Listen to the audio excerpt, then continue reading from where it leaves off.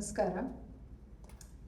ಈ ಪ್ರಬಂಧದಲ್ಲಿ ಏನಾದರೂ ಅಕಸ್ಮಾತಾಗಿ ತಪ್ಪುಗಳಿದ್ದಲ್ಲಿ ಈಗಲೇ ಮನ್ನಿಸಿ ಅಂತ ಕೇಳ್ಕೊತೀನಿ. ಯಾಕೆಂದರೆ ಇದು ನನ್ನ ಮೊದಲನೇ ಪ್ರಯತ್ನ. ಹೀಗೆ ಒಂದು ವಿಚಾರಗಳ ವಂತಿಕೆಯನ್ನು ಬೆಳೆಸ್ಕೋಬೇಕು ಅಥವಾ ಓದು ಈ ರೀತಿಯೆಲ್ಲ ಹೆಣ್ಮಕ್ಳಾದ ನಮಗೆ ಅವಕಾಶಗಳು ಸಿಗೋದು ಬಹಳನೇ ಕಡಿಮೆ. ಹಾಗೆ ಮೊಂಡುತನಕ್ಕೆ ಬಿದ್ದು ನಾವು ಅಧ್ಯಯನನೇ ಮಾಡ್ತೀವಿ ಅಂತ ಅಂದಾಗ ಸಂಸಾರವನ್ನು ತೂಗಿಸೋದು ನಮಗೆ ಒಂದಷ್ಟು ಕಷ್ಟಗಳನ್ನ ತಂದು ನಿಲ್ಲಿಸುತ್ತೆ. ಆ ನಂತರ ನಾನು ಬಿಡುವನ್ನ ಮಾಡಿಕೊಂಡು ಓದೋದಕ್ಕೆ ಶುರು ಮಾಡಿದಾಗ ಯಾವ ವಿಷಯ ನನಗೆ ಪ್ರಧಾನವಾಗಿ ಕಾಡ್ತಾ ಹೋಯ್ತು ಅಂತಂದ್ರೆ, ಹೆಣ್ಣು ಮಕ್ಕಳ ಜೀವನ ಯಾಕೆ ಹೀಗೆ ಸವಾಲುಗಳ ನಡುವೆ ನಿಂತ್ಕೊಳ್ಳುತ್ತೆ ಅನ್ನೋದನ್ನ ನಾನು ಹುಡುಕ್ತಾ ಹೋದಾಗ ಎಚ್.ಎಸ್. ಶ್ರೀಮತಿಯವರ ಲೇಖನಗಳಿರ್ಬೋದು ಅಥವಾ ಸ್ತ್ರೀವಾದಿ ನಿಲುವುಗಳು ನಾವು ಎಣ್ಣೆ ತರಗತಿಗಳಲ್ಲಿ ಓದಿದಾಗಿನ ಓದು ಇರ್ಬೋದು, ಅವೆಲ್ಲ ಸ್ತ್ರೀ ಹೇಗೆ ಸ್ತ್ರೀತ್ವವನ್ನ ಪಡ್ಕೊಳ್ತಾ ಹೋಗ್ತಾಳೆ, ತನ್ನ ನಿಜವಾದ ಅರ್ಥದ ಸಹಜ ಅರ್ಥದ ಒಂದು ಸ್ತ್ರೀಯಾಗಿ ಉಳಿಯಲಾಗದಂತ ಒಂದು ಸ್ಥಿತಿ. ಅದನ್ನ ಗೀತಾ ವಸಂತ ಅವರು ಬಹಳ ಚೆನ್ನಾಗಿ ಹೇಳ್ತಾರೆ.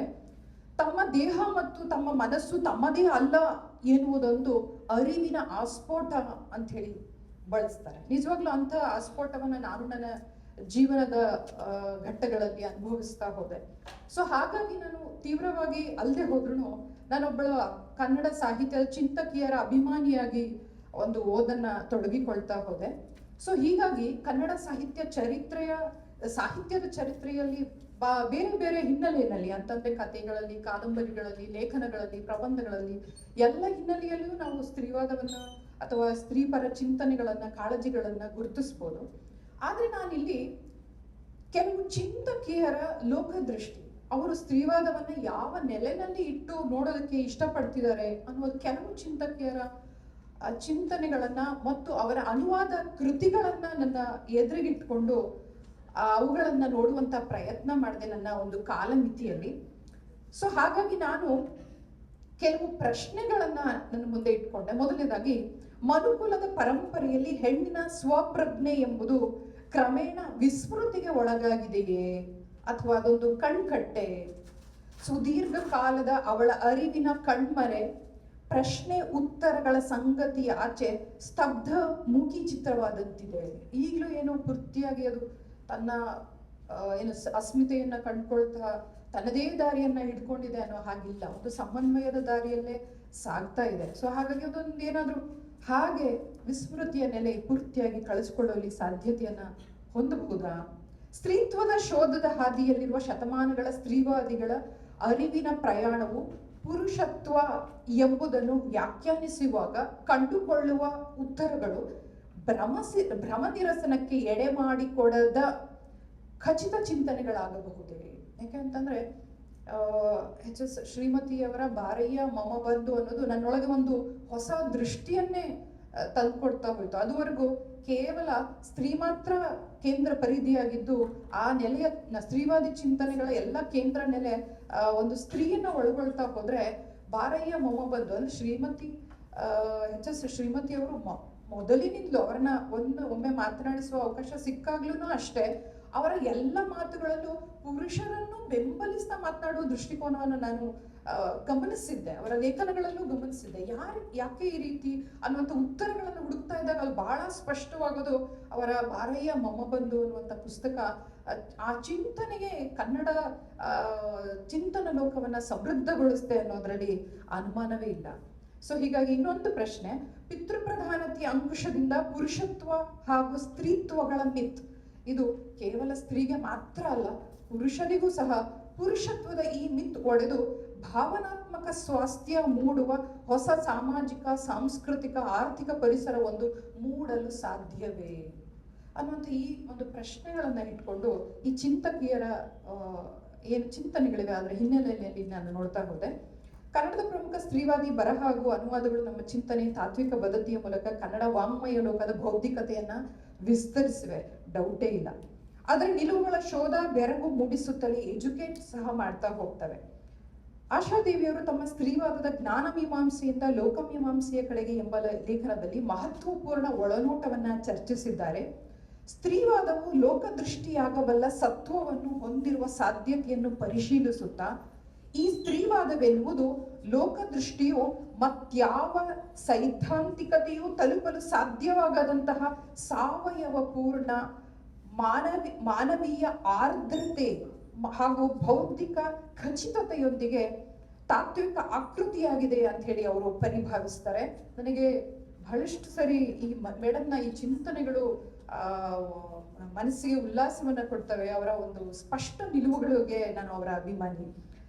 ಗಂಡು ಹೆಣ್ಣುಗಳಿಬ್ಬರು ಸಮಾನ ಪಾತಳಿಯಲ್ಲಿ ಬದುಕಬಹುದಾದ ಅವರಿಗೆ ಈ ಒಂದು ನೆಲೆ ಅವ್ರು ಮರ್ತಿಲ್ಲ. ಅವರು ಇದನ್ನು ಅವರ ಲೇಖನದಲ್ಲಿ ಬಹಳ ಸ್ಪಷ್ಟವಾಗಿ ಹೇಳ್ತಾರೆ. ಗಂಡು ಹೆಣ್ಣುಗಳಿಬ್ಬರು ಸಮಾನ ಪಾತಳಿಯಲ್ಲಿ ಬದುಕಬಹುದಾದ ಮೂಲದ ಆಶಯವನ್ನು ಹೊಂದಲು ಸ್ತ್ರೀವಾದವು ಉತ್ತಮ ಆಯ್ಕೆಯಾಗಿದೆ. ಯಾಕೆ ಅನ್ನೋದನ್ನು ಅವರು ಆ ಲೇಖನದಲ್ಲಿ ಬಹಳ ಚೆನ್ನಾಗಿ ಪ್ರೂವ್ ಮಾಡ್ತಾ ಹೋಗ್ತಾರೆ. ಸ್ತ್ರೀವಾದವು ಉತ್ತಮ ಆಯ್ಕೆಯಾಗಿದೆ ಎಂಬುದು ಅವರ ಖಚಿತ ನಿಲುವು. ಪಿತೃಪ್ರಧಾನ ವ್ಯವಸ್ಥೆಯಲ್ಲಿ ಸಾಂಸ್ಕೃತಿಕ, ರಾಜಕೀಯ, ಸಾಮಾಜಿಕ,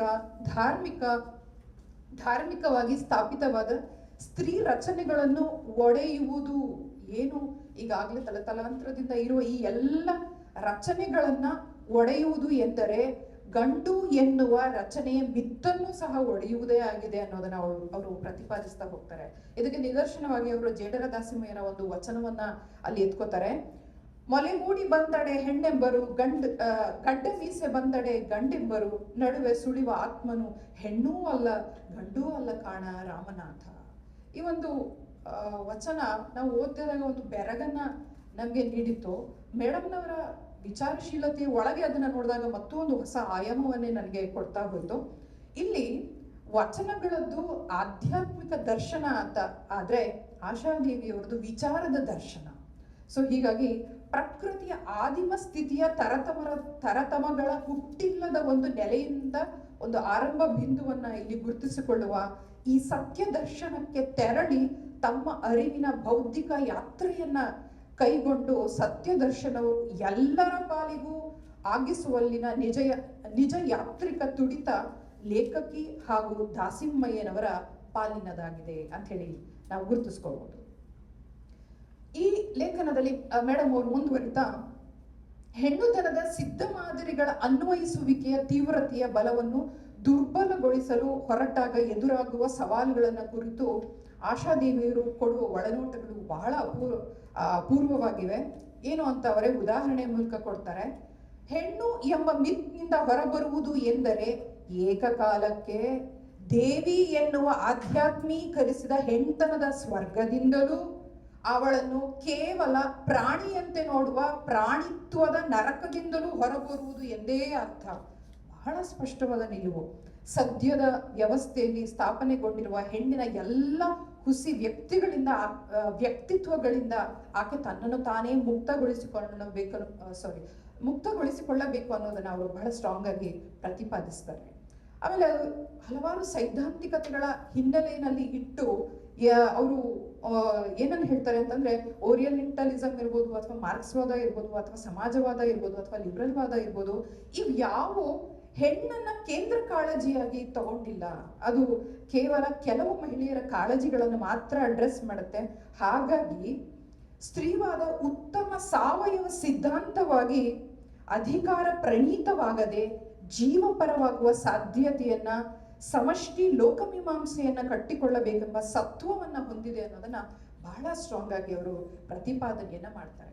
ಇಡೀ ಒಂದು ಪುಸ್ತಕವೇ ಆಗಿ ಬಿಡಬಹುದಾದಷ್ಟು ವಿಚಾರಗಳನ್ನು ಒಂದು ಸಣ್ಣ ಲೇಖನದಲ್ಲಿ ಅವರು ಪ್ರತಿಪಾದಿಸ್ತಾರೆ. ಇನ್ನ ಎಚ್.ಎಸ್. ಶ್ರೀಮತಿಯವರ ಸಿಮೋನ್ ದ ಬೋವಾ ಅನ್ನುವಂಥವರ ಸೆಕೆಂಡ್ ಸೆಕ್ಸ್, ಆ ಒಂದು ಪುಸ್ತಕದ ಅಧ್ಯಯನ ನನಗೆ ಕೊಟ್ಟಂತ ಹಲವು ಒಳನೋಟಗಳನ್ನ ಕುರಿತು ಹೇಳೋದೇ ಆದ್ರೆ, ನಾನು ಈಗಾಗಲೇ ಹೇಳ್ತಾ ಹೋದೆ, ಸ್ತ್ರೀತ್ವವನ್ನ ಪಡ್ಕೊಳ್ತಾ ಹೋಗ್ತಾಳೆ. ಅವಳ ಬಾಲ್ಯದಿಂದಲೂ ಸಹಜವಾಗಿ ಸ್ತ್ರೀಯನ್ನ ಅವಳ ನೆಲೆಯಲ್ಲಿ ಬೆಳೆಯೋದಕ್ಕೆ ಬಿಡ್ದಿರ ಅವಳಿಗೆ ಒಂದಷ್ಟು ಹೇಗೆ ಬೆಳಿಬೇಕು, ಏನನ್ನ ಕಲಿಬೇಕು, ಹೇಗೆ ನಡ್ಕೊಳ್ಬೇಕು ಅನ್ನೋ ಹಾಗೆ ನಿರ್ದೇಶಿಸಲ್ಪಡ್ತಾ ಹೋಗೋದ್ರ ಮೂಲಕ ಅವಳು ಸ್ತ್ರೀತ್ವವನ್ನ ಪಡ್ಕೊಳ್ತಾ ಹೋಗ್ತಾಳೆ. ತನ್ನದಲ್ಲದ ಸಹಜ ವರ್ತನೆಯಿಂದ ದೂರವಾಗ್ತಾ ಸಮಾಜ ಏನನ್ನ ನಿರೀಕ್ಷಿಸ್ತಾ ಇದೆ ಆ ನೆಲೆಯಲ್ಲಿ ತನ್ನನ್ನ ತಾನು ಕಟ್ಕೊಳ್ತಾ ಹೋಗ್ತಾಳೆ ಅನ್ನುವಂಥ ವಿಚಾರಗಳನ್ನ ಬಹಳ ಸ್ಪಷ್ಟವಾಗಿ ಆ ಪುಸ್ತಕದಲ್ಲಿ ಸಿಮೋನ್ ದ ಬೋವಾ ಅವರ ನಿಲುವು ಆಗಿ ನಮ್ಗೆ ಕಂಡು ಬರ್ತಾ ಹೋಗ್ತದೆ. ಸ್ತ್ರೀಯು ಹೆಣ್ಣು ಯಂತ್ರ ಉಪಕರಣ ಸೃಷ್ಟಿಯಲ್ಲ, ಅವಳು ಪ್ರಕೃತಿಯ ಸೃಷ್ಟಿ ಎಂಬ ದಿಟ್ಟ ನಿಲುವು ಸ್ತ್ರೀಯು ಮಾನವ ಜೈವಿಕ ಜೀವಿ, ಅವಳು ಸಾಮಾಜಿಕ ಜೀವಿಯಾಗಿ ರೂಪುಗೊಳ್ಳುವಾಗ ಹೆಣ್ಣಾಗಿ ಹೆಂಗಸಾಗಿ ಮಾರ್ಪಡುತ್ತಾಳೆ. ವ್ಯವಸ್ಥೆ ಅವಳನ್ನು ಹೆಣ್ಣಾಗಿ ಇರಲು ಮತ್ತು ಉಳಿಯಲು ಮಾತ್ರ ಬೆಳೆಸುವಂತೆ ಕಾಣುತ್ತದೆ ಅನ್ನುವಂಥ ನಿಲುವುಗಳನ್ನು ನಾವಲ್ಲಿ ಕಾಣ್ಬೋದು. ಇನ್ನು ಮುಂದುವರೆದು ನೋಡೋದಾದ್ರೆ, ಹೆಣ್ಣು ಸಿಮೋನ್ ದ ಬೋವ್ ಅವರ ಸ್ಪಷ್ಟ ನಿಲುವು ಇದು. ಹೆಣ್ಣು ಸಶಕ್ತಗೊಳ್ಳುತ್ತಾ ಲೋಕದ ಜ್ಞಾನವನ್ನ ಪುನರ್ರಚಿಸಿಕೊಳ್ಬೇಕು ಅನ್ನೋದ್ರ ಕಡೆಗೆ ಗಮನವನ್ನ ಸೆಳೀತಾರೆ. ಎಲ್ಲ ಕ್ಷೇತ್ರಗಳಲ್ಲೂ ಹೆಣ್ಣು ದಿಟ್ಟವಾಗಿ ಹೆಜ್ಜೆಗಳನ್ನ ಇಡುತ್ತಾ, ನಮ್ಮ ಆಬ್ಸೆನ್ಸ್ ಇದೆಯಲ್ಲ ಅದು ದೊಡ್ಡ ಸಮಸ್ಯೆ ಅಂತ ಹೇಳಿ ಅವರು ಹೇಳ್ತಾರೆ. ಎಲ್ಲ ವಲಯಗಳಲ್ಲೂ ದಿಟ್ಟವಾಗಿ ಹೆಜ್ಜೆಗಳನ್ನ ಮೂಡಿಸಬೇಕು ಅಂತ ಹೇಳೋದ್ರ ಮೂಲಕ ಲೋಕದ ಜ್ಞಾನವನ್ನ ಪುನರ್ರಚಿಸಿಕೊಳ್ಳಬೇಕು ಅನ್ನೋದನ್ನ ಬಹಳ ಸ್ಪಷ್ಟವಾದ ನಿಲುವುಗಳ ಮೂಲಕ ಸಿಮೋನ್ ದ ಬೋವ್ ಅವರು ಕಟ್ಟಿಕೊಡ್ತಾರೆ. ಅಲ್ಲೂ ಅಷ್ಟೇ ಹೆಣ್ಣು ಮತ್ತು ಗಂಡು ಈ ತರತಮವಳಿದ ಸಮನ್ವಯದ ಬದುಕನ್ನ ಕುರಿತು ಅವರು ಮಾತಾಡ್ತಾರೆ. ಆದ್ರೆ ಪುರುಷತ್ವವನ್ನ ಕಳೆದುಕೊಳ್ಳುವುದರ ಕಡೆಗೆ ಈ ನಿಲುವುಗಳು ಅಷ್ಟಾಗಿ ಈ ಒಂದು ಲೇಖನವೇ ಮೇಡಮ್ ಅವರ ಲೇಖನವೇ ಆಗಲಿ, ಶ್ರೀಮತಿ ಮೇಡಮ್ ಅವರ ಲೇಖನವೇ ಆಗಲಿ, ಅಥವಾ ಸಿಮೋನ್ ದ ಬೋವ್ ಅವರ ನಿಲುವುಗಳಲ್ಲಿ ಆಗಲಿ ನಮ್ಗೆ ಅಷ್ಟು ಕಂಡು ಬರಲ್ಲ. ಆದ್ರೆ ಮುಂದೆ ಸ್ತ್ರೀವಾದದ ಇನ್ನೊಂದು ಮಗ್ಗುಲನ್ನ ಕನ್ನಡ ಸಾಹಿತ್ಯಕ್ಕೆ ತೆರೀತಾ ಇರುವಂಥದ್ದು ಶ್ರೀಮತಿಯವರ ಬಾರಯ್ಯ ಮೊಮ್ಮಬಂಧು ಬೆಲ್ ಹುಕ್ಸ್ ರವರ ಸ್ಪಷ್ಟ ಚಿಂತನೆಗಳು ನಮ್ಮ ಒಂದು ಹೊಸದೇ ಆದಂತಹ ಅರಿವನ್ನು ನಮ್ಮೊಳಗೆ ಮೂಡಿಸೋದಕ್ಕೆ ಯಶಸ್ವಿ ಆಗ್ತಾ ಹೋಗ್ತವೆ. ಅಲ್ಲಿ ಹೇಗೆ ಅಂತಂದ್ರೆ, ಸ್ತ್ರೀ ಹೇಗೆ ಸ್ತ್ರೀತ್ವವನ್ನ ಪಡ್ಕೊಳ್ತಾ ಹೋಗ್ತಾಳೋ ಹಾಗೆ ಪುರುಷನೂ ಸಹ ಈ ವ್ಯವಸ್ಥೆಯ ನಿರೀಕ್ಷೆಗಳಿಗೆ ಅನುಗುಣವಾಗಿ ಪುರುಷತ್ವಗಳನ್ನ ಪಡ್ಕೊಳ್ತಾ ಹೋಗ್ತಾನೆ. ಪುರುಷ ಅಂತಂದ್ರೆ ಅಧಿಕಾರವಾಣಿಯಿಂದ ವರ್ತಿಸಬೇಕು, ಒರಟುತನವನ್ನ ಆರೋಪಿಸಬೇಕು, ಭಾವನೆಗಳನ್ನ ಮುಕ್ತವಾಗಿ ಹಂಚಿಕೊಳ್ಳುವ ಹಾಗಿಲ್ಲ, ಅಳುವ ಹಾಗಿಲ್ಲ, ಹೆಣ್ಣಿಗತನವನ್ನ ಪ್ರದರ್ಶಿಸುವ ಹಾಗಿಲ್ಲ. ಈ ಎಲ್ಲ ಒತ್ತಡಗಳ ನಡುವೆ ಪುರುಷತ್ವವಾಗಿ ಮಾರ್ಪಡುತ್ತಾ ಹೋಗ್ತಾನೆ. ಸೊ ಇಲ್ಲಿ ಬಹಳ ಸ್ಪಷ್ಟವಾಗಿ ಆಕೆ ಈ ಒಂದು ಮನಸ್ಥಿತಿ ಪುರುಷನನ್ನ ಒತ್ತಡಗಳಲ್ಲಿ ತರುವ ಮೂಲಕ ಸ್ತ್ರೀಯನ್ನ ಶೋಷಣೆ ಮಾಡುವುದರ ಒಂದು ಮನಸ್ಥಿತಿಗೆ ದೂಡುತ್ತೆ ಅನ್ನೋದನ್ನ ಪ್ರತಿಪಾದಿಸ್ತಾ ಹೋಗ್ತಾರೆ. ಹಾಗಾಗಿ ಪುರುಷತ್ವದ ಒಂದು ಕಣ್ಕಟ್ಟನ್ನ ಕಳಚಿಕೊಳ್ಳಬೇಕು, ಸ್ತ್ರೀತ್ವದ ಕಣ್ಕಟ್ಟನ್ನ ಕಳಚಿಕೊಳ್ಳಬೇಕು ಇನ್ನೋದನ್ನ ನಾವು ಈ 3 ಲೇಖನಗಳ ಹಿನ್ನೆಲೆ ಅಥವಾ ಚಿಂತನೆಗಳ ಹಿನ್ನೆಲೆಯಲ್ಲಿ ನೋಡ್ತಾನೆ ಈ ಎಲ್ಲ ಬಿಡಿ ಬಿಡಿ ಬರಹಗಳು ಏನ್ ನೋಡ್ತಾ ಹೋದ್ವಿ. ಮೊದಲ 2 ಬರಹಗಳಲ್ಲಿ ನಾವು ಕೇವಲ ಹೆಣ್ಣನ್ನ ಕೇಂದ್ರವಾಗಿ ಇಟ್ಟುಕೊಂಡಂತ ಚಿಂತನೆಗಳನ್ನ ಕಂಡ್ರೆ, ಬೆಲ್ ಹುಕ್ಸ್ ರವರ ಚಿಂತನೆಗಳಲ್ಲಿ ಪೂರ್ತಿಯಾಗಿ ಕೇಂದ್ರಕ್ಕೆ ಪುರುಷನನ್ನು ತರುವ, ಆ ಮೂಲಕ ಪುರುಷತ್ವಗಳನ್ನ ಗುರುತಿಸಿಕೊಳ್ತಾ ಸಮನ್ವಯವಾದ ಬದುಕನ್ನ ಕಟ್ಟಿಕೊಳ್ಳುವುದ ಹೊಸಲೋಕ ದೃಷ್ಟಿಯ ಅಗತ್ಯತೆಯನ್ನ ಅಲ್ಲಿ ನಾವು ಮನಗಣ್ತಾ ಹೋಗ್ಬೋದು.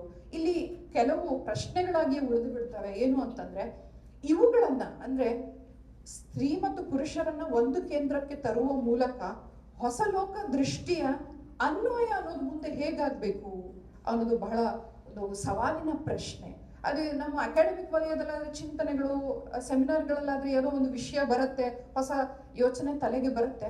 ಆದ್ರೆ ಇದು ನಮ್ಮ ಸಾಹಿತ್ಯದಲ್ಲಿ, ನಮ್ಮ ಅನುದಿನದ ಬದುಕಿನಲ್ಲಿ ಮೂಡುವ ಬಗೆ ಹೇಗೆ ಅನ್ನುವಂಥದ್ದು ಉಳಿದು ಬಿಡುತ್ತೆ ಪ್ರಶ್ನೆಯಾಗಿ ಅನ್ನುವಂಥದ್ದು. ಮತ್ತೆ ಗಾಂಧಿಯವರ ಯಾವುದೋ ಒಂದ್ ಕಡೆ ಓದಿದ ಸಡನ್ ಆಗಿ ತಲೆಗೆ ನೆನಪಿಗೆ ಬರ್ತಾ ಇದೆ.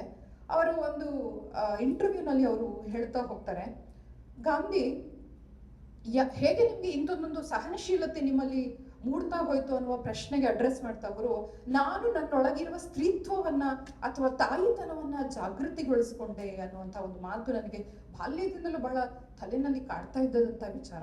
ಆಗ ಬಾರಯ್ಯ ಮೊಮ್ಮಬಂಧು ಈ ಒಂದು ವಿಚಾರದ ಹಿನ್ನೆಲೆಯಲ್ಲಿ ಅದನ್ನ ಇಟ್ಟು ನೋಡಿದಾಗ ಒಂದು ಹೊಸದೇ ಆದಂತ ಒಳಗು ನಮ್ಗೆ ಕಾಣ್ತಾ ಹೋಗುತ್ತೆ. ಸೊ ಈಗ ಈ ಎಲ್ಲ ವಿಚಾರಗಳನ್ನ ಮೊದಲಿಗೆ ಪರಿಗಣನೆಗೆ ತೆಗೆದುಕೊಳ್ಳುವಂಥದ್ದು ಒಂದು ದೊಡ್ಡ ಸವಾಲಾದ್ರೆ, ಅದನ್ನ ಸಾಹಿತ್ಯದಲ್ಲೇ ಆಗ್ಲಿ ಅನುದಿನದ ಬದುಕಿನಲ್ಲೇ ಆಗ್ಲಿ ಹೇಗೆ ಇಟ್ಟು ನೋಡಬಹುದು ಅನ್ನುವ ಪ್ರಶ್ನೆಗಳಾಗಿಯೇ ನಮ್ಮ ನಡುವೆ ಉಳಿದು ಬಿಡುತ್ತೇನೋ ಅನ್ನುವಂಥ ಆತಂಕ ನನ್ನನ್ನ ಕಾಡ್ತೇನೆ. ಈ ಒಂದು ಅವಕಾಶವನ್ನ ಮಾಡಿಕೊಟ್ಟಂತಹ ಎಲ್ಲರಿಗೂ ನನ್ನ ಧನ್ಯವಾದಗಳನ್ನ ತಿಳಿಸ್ತೇನೆ.